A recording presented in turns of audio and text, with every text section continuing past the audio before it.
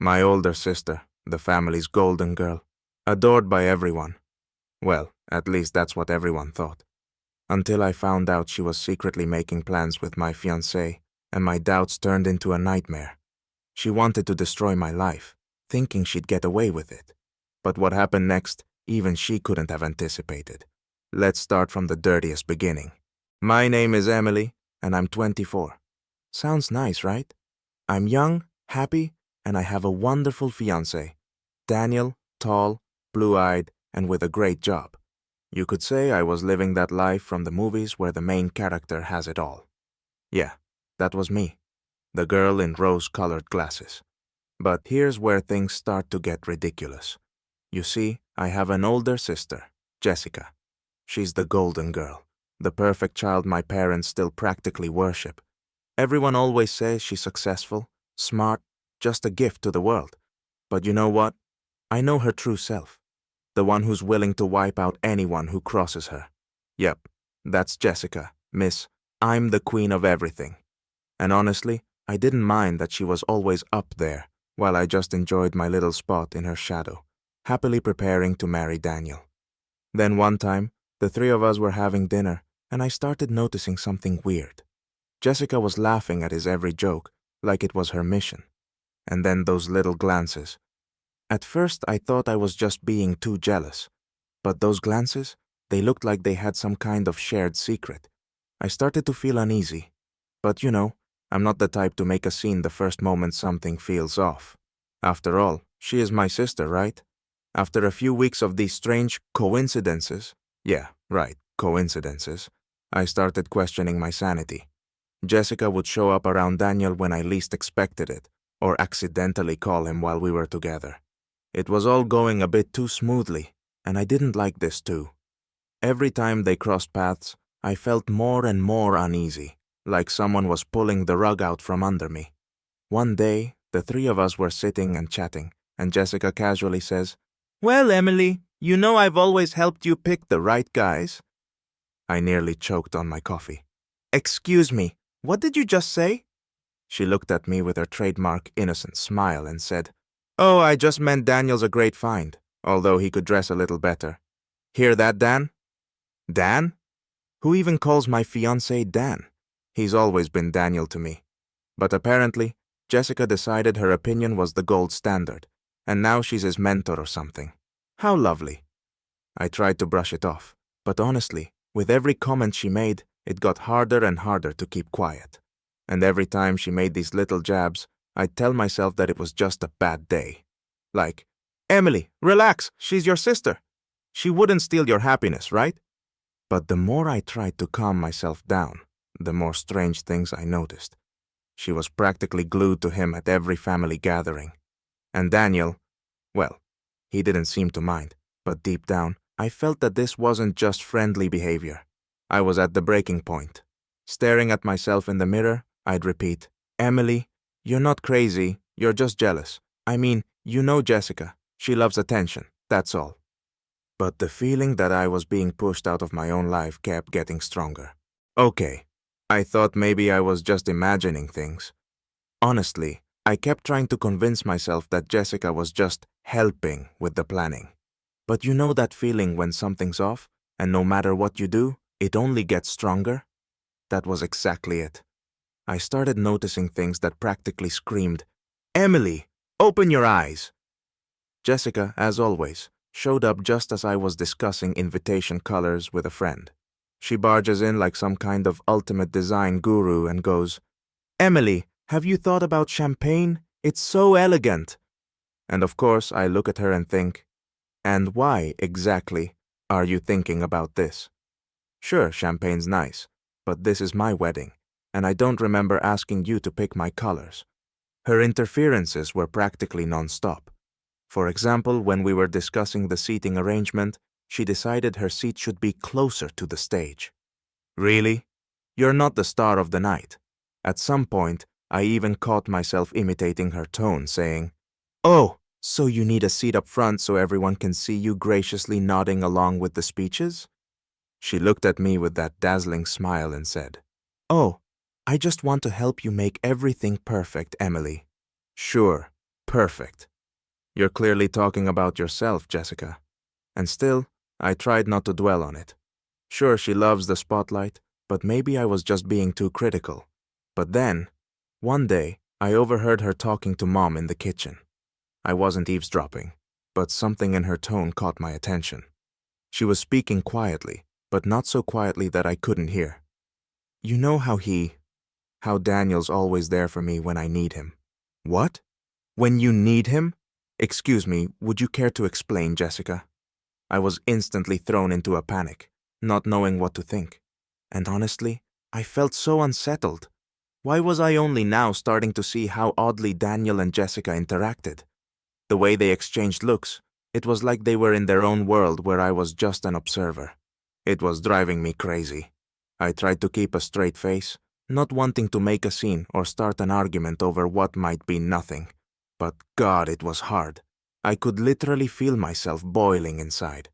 At one point, I even joked with her. Hey, are you planning my wedding instead of me? She looked at me with that dazzling smile, as if I'd asked the world's silliest question, and just said, well, someone has to help you make it perfect, right? And that's when I realized that all her help wasn't about making things easier for me at all. Each time I replayed her words in my head, that bitter pill just kept getting harder to swallow. To say I suspected something was off would be an understatement. This strange game between Jessica and Daniel was just the cherry on a very bitter cake. And then one day, I caught them in what you definitely couldn't call a friendly chat. I was sitting in my room, working on my wedding. Yes, my wedding, in case anyone forgot, when I heard them whispering in the kitchen. I crept closer, and what do I see? Jessica standing in front of Daniel with a look on her face like he owed her something. She was holding his hand and whispering something that made my insides boil. I couldn't take it anymore. What's going on here? What's with all the secrets? They both whipped around to look at me with expressions so innocent it was sickening. Daniel just shrugged and muttered, "Oh, we were just discussing something. Nothing special." Jessica chimed in with her trademark smirk. "You're so funny, Emily. We just have some shared topics. No need to spill everything." Sure, shared topics. Since when did they have these shared topics? I guess they found them just when I was too busy with my perfect wedding to notice. Days went by, and I got more and more tangled up in my own suspicions. And you know what annoyed me most? How my family kept on admiring Jessica. Oh, of course, Jessica, the star of our family show. Mom adored her. Grandma said she was the ideal daughter. And me? I guess I was just here for the background. It was starting to feel like nobody cared that I might be losing my mind over these sudden, friendly bonds between Daniel and Jessica. Then Jessica started dropping hints. Here and there, she'd make little remarks like, "Daniel probably understands how tough things are for you right now, right?" Or, "I hope Daniel's supporting you through all this." And she'd say it with such an innocent smile that it was almost laughable. It was as if she was practically telling people we had problems that never existed. And the worst part? Everyone believed her. They'd look at me, nodding sympathetically, as if now I was the girl with issues. Thanks, Jessica. Great job. Then, one day, I decided to look through Daniel's phone. Yeah, I know it wasn't right, but at this point, desperate times called for desperate measures. And sure enough, there it was.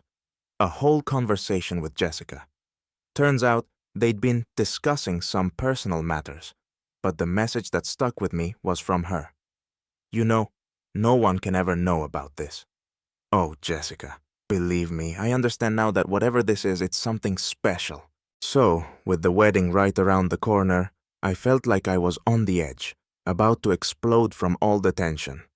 I just couldn't keep living with this constant feeling that someone was quietly unraveling my world while I was supposed to be preparing to say, I do. I couldn't stand this "we're just friends" act from Daniel and Jessica any longer. Then it hit me. If I wanted the truth, I'd have to go get it myself. The plan was simple. Leave my phone in the room when they were nearby and turn on the recording. Yes, maybe it wasn't the most ethical approach, but let's be real. If Jessica was really trying to steal my fiancé, I was willing to do whatever it took to find out. So, I left my phone on the table in the living room, pretending to forget it was there. I walked into the room a few minutes later, and what do I see? My golden sister, glowing as always, and Daniel looking at her like she was some kind of miracle. They were chatting, like they were in their own private little world. I bit back my frustration and nerves, went back to my room, and waited. Later, once they left, I picked up my phone. My heart was pounding. Honestly, I was starting to doubt if I even wanted to hear what was on there, but it was too late to turn back. I pressed play and started listening. And there it was, Jessica's voice, her tone so sweet it made my skin crawl. But with every second, the truth became clearer. Daniel, you know how I feel, right? She can't give you that, but I could be the one you've been looking for. My mind went blank. What the hell did she just say?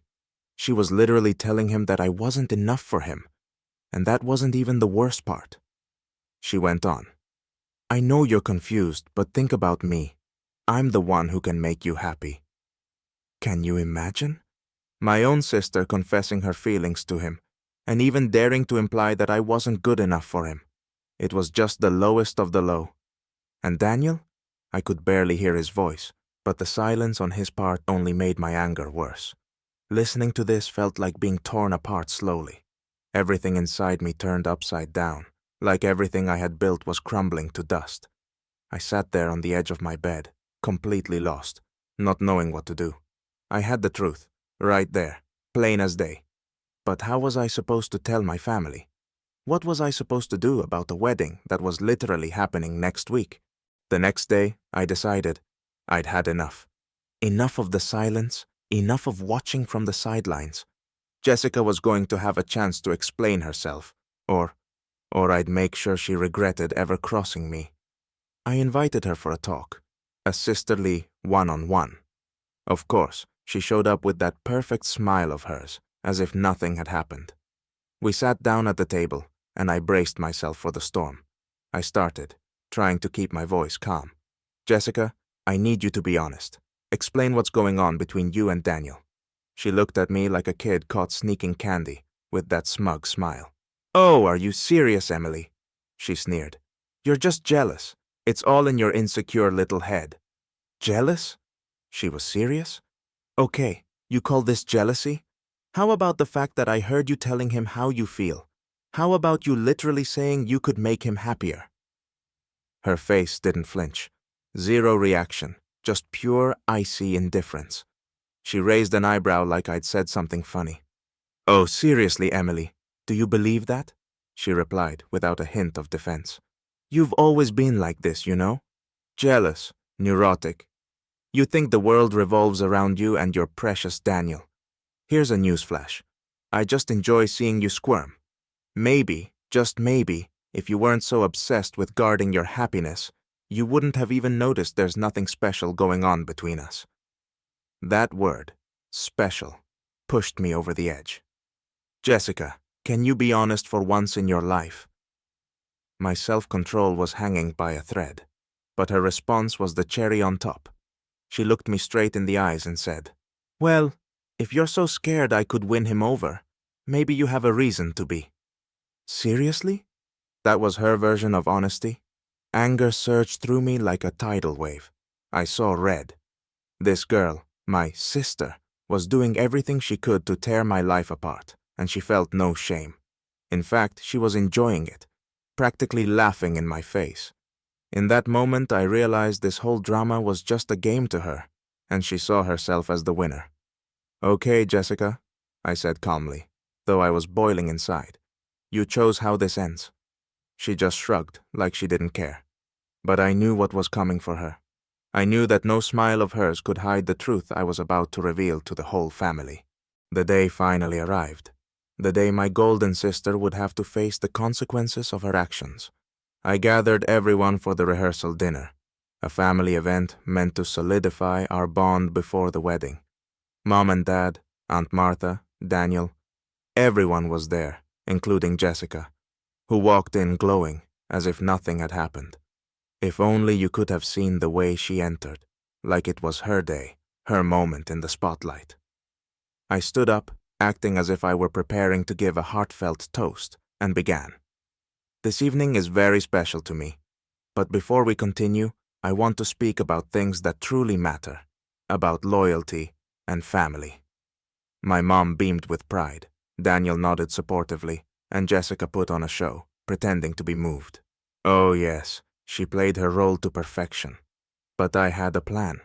I looked each of them in the eye and continued. You all know how much I value support and honesty, and how important it is to me to know that my family is always by my side, no matter what. Then I started dropping hints, little by little. But what if one of us chose to betray this family for personal gain? What if, among us, there was someone who would laugh while watching another's life fall apart, all while enjoying someone else's happiness? Silence. The room was frozen. Jessica's smile faltered, and a shadow of doubt crossed her face, though she quickly regained her queenly confidence. I went on, and with every word, Jessica looked less and less composed. Some people think they can hide their little secrets. They believe their lies and manipulations will go unnoticed. But unfortunately for them, the truth always comes out. I could see my mom growing anxious, and Daniel looked at me with concern. And that's when I made my final move. I took out my phone and hit play. The room filled with voices everyone recognized. Jessica's soft voice, confessing her feelings for Daniel, followed by her saying how Emily can't give him what I can. Every word hung in the air like thunder in the silence. If only you could have seen their faces. Mom covered her mouth with her hands. Dad sat there as if struck by lightning. And Daniel, pale as a ghost, looked at Jessica like he'd just seen an apparition. And my perfect sister. Her mask finally dropped. Her face twisted in horror, like her entire world was collapsing in front of her. She tried to defend herself, babbling pitifully about how I'd misunderstood everything, how she'd never do anything to hurt me, but everyone had already seen her true self. The entire room was in shock, disgust etched on my family's faces, exactly what I needed. I stood there, looking at her with a cold determination. In that moment, all the pain faded, leaving only certainty. This wasn't me tearing my family apart. That was all on her. After that night, Jessica practically vanished from family life. My once perfect sister, the one everyone used to rally around, was left without any support. All her perfect charm, that fake innocence, it all vanished like smoke. She tried to laugh it off and smooth things over, but her attempts came off, to put it mildly, as pathetic. And now, picture this. My queen found herself an outcast. The whole family, even Grandma, decided there was no forgiving a betrayal like that. Even Mom, who had always been her biggest fan, admitted that Jessica had crossed a line. Jessica, once beloved by everyone, now stands on the sidelines while the rest of us live our lives. And Daniel? Oh yes, poor Daniel thought he should talk to me to explain everything. As if. He comes up to me after dinner, looking pale as a ghost. He's even stammering, trying to gather his thoughts. Emily, I got so confused. It was a mistake. I had no idea. I look at him, like he's just a sad pile of excuses. So you got confused, huh? I reply. You know, Daniel, I've seen plenty of dumb mistakes in my life, but now you want me to forget how you let Jessica play you like a puppet, and you're calling that confused. He turns red, clearly ashamed, but I couldn't care less. Honestly, I even find it a little amusing to watch him fumble for words. I just shrug and say, Don't worry, Danny. You made a choice. Now live with it. That's it. Conversation over. I have no interest left in this perfect fiancé of mine. And Jessica? She's trying to make amends, rebuild her reputation. I've gotten a few messages from her, full of apologies like, Emily, I wasn't myself, and I know you didn't deserve this, and so on. But you know what? None of that matters anymore. She chose this path, and now I feel freer than ever. All my life I stood in her shadow, trying to be the good sister. But that moment, when her lies, her manipulation, and her betrayal came to light, changed everything. I'm no longer the little sister who just smiles and goes along. For the first time, I'm free of her constant looming perfection. Now it's Jessica who's left standing on the sidelines, envying me. I decided to call off the wedding. Honestly, why go through with that circus now? Daniel is a closed chapter. I let everyone know the wedding's off and that it's my decision. And no one seemed surprised. I think everyone saw what I did. That this wasn't just a mistake. It was, well, maybe a sign. A sign that I need to focus on myself and stop playing by anyone else's rules. And Jessica? Well, Miss Perfect is on her own now. All that charm and glow vanished the moment our family saw her for who she really is. Her sad attempts to win people back aren't even taken seriously. I think everyone finally saw her true self. And let's just say she wasn't